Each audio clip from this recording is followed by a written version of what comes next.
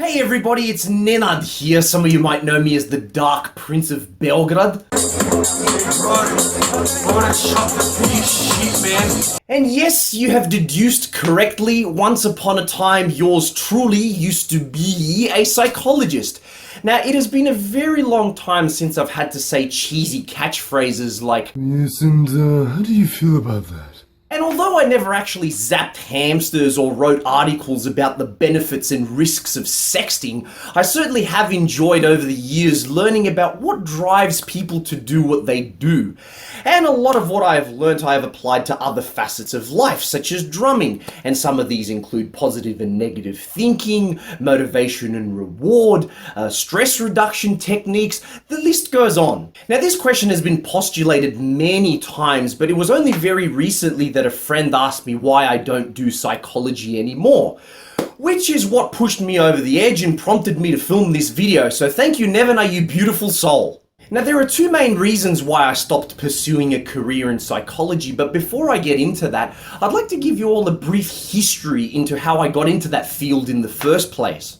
I chose to study psychology after remembering an old Elmer Fudd cartoon where Elmer reads a book on reverse psychology in an attempt to capture Bugs Bunny.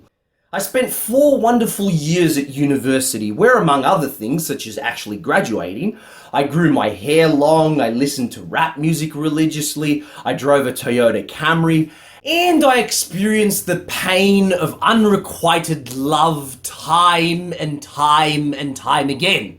Yep, that was me, a fresh-faced 22-year-old kid with a ponytail and a horrid fashion sense.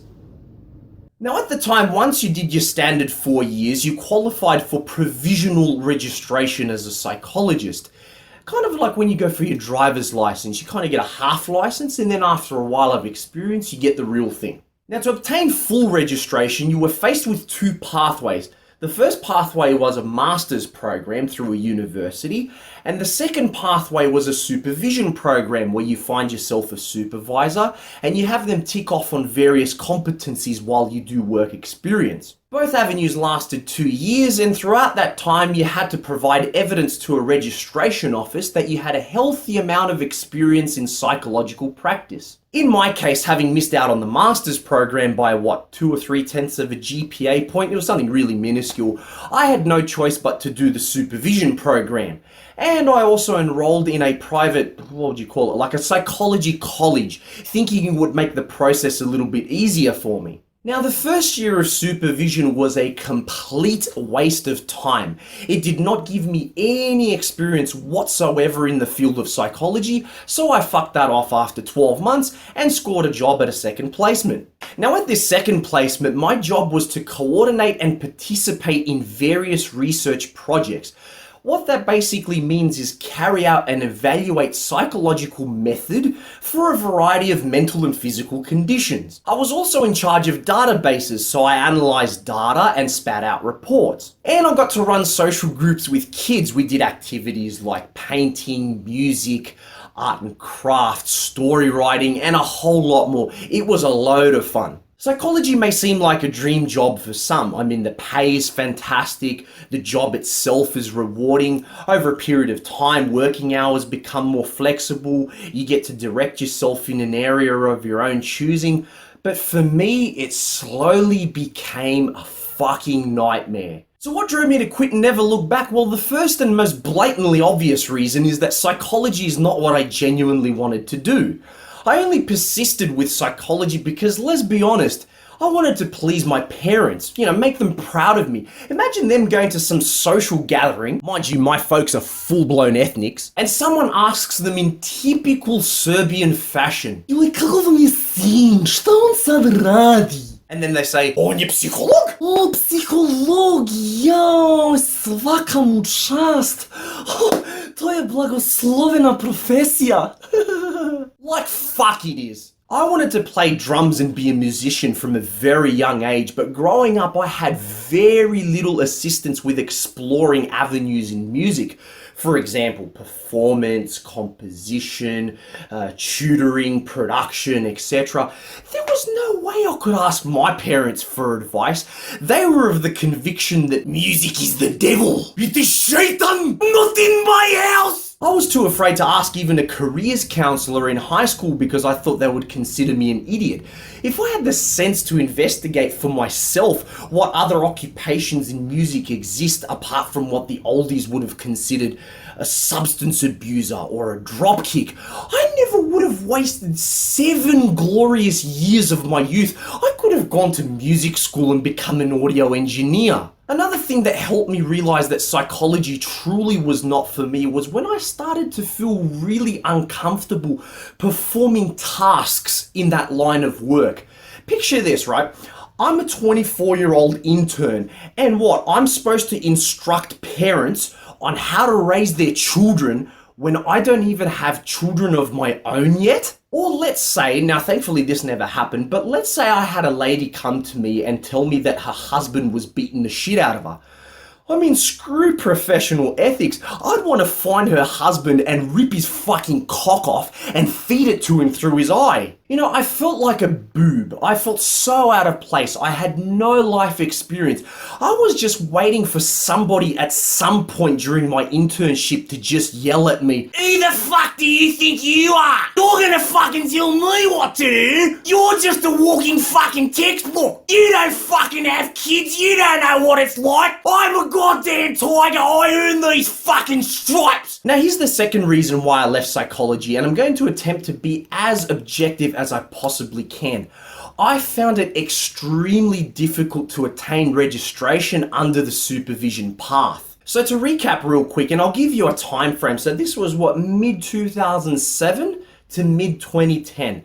At the time, you needed to provide evidence over a 2-year period to a registration office that you're working in a psychological capacity and that you're gaining experience in psychological practice. One would think that working at this second placement where I was, where I directly dealt with people both young and old, carried a title that contained the word psychologist in it, helping practitioners write reports, taking care of and analyzing data and statistics, while in addition going to a psychology college where you learn to administer tests such as IQ and personality. You learn about HR practices, social issues such as drug and alcohol problems, depression in the real world, anxiety in the real world, lectures and tutorials and focus groups on damn near anything and everything. That all these activities would qualify as psychological practice. Apparently not for some. According to the registration office of the time, this position did not qualify as a suitable placement. But hang on. At this placement, I had a colleague who was also going through registration. I had a colleague who worked in the same office as I, doing exactly the same job as I, carrying the same title as I, doing literally the very same fucking tasks as I. Not only had her position approved, I wouldn't be surprised if her registration process was streamlined to attain this fabled registration a lot quicker. Meanwhile, all the evidence I ever handed in was treated like toilet paper. Everything I did was not enough. It would either be rejected or heavily scrutinized. I mean, the hypocrisy was just fucking astounding. You go to call somebody for help and you either get misinformed or in most cases you're told to get lost. Thanks to that registration office who could not organise a route in a brothel, I was forced to repeat a year of internship due to lost paperwork. And the scrutiny of my duties at this placement continued all throughout. So not only did the registration process give me grief, but some co-workers at the time thought they would be funny and start treating me like dog shit because I was younger and a lot more inexperienced. A number of times I had projects taken away from me without warning and for absolutely no reason.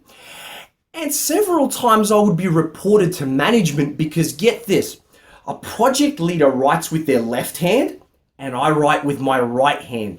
Literally stupid reasons like that. What broke my back though was a member of management who sabotaged my attempt to get registration, and right at the finish line, so to speak. Now, not only did they trash me and slowly and systematically drive me out of that placement, I was forced to, get this, attend a disciplinary hearing where this very same manager attempted to trap me into stating on tape that I was a psychologist after my registration had lapsed, which was and most probably is still a punishable offense. Hey, I'm not an idiot. I basically said, fuck this and fuck you all. I'm done. Done. Done. Jebem vom Mathe. That, my friends, is why I don't do psychology anymore.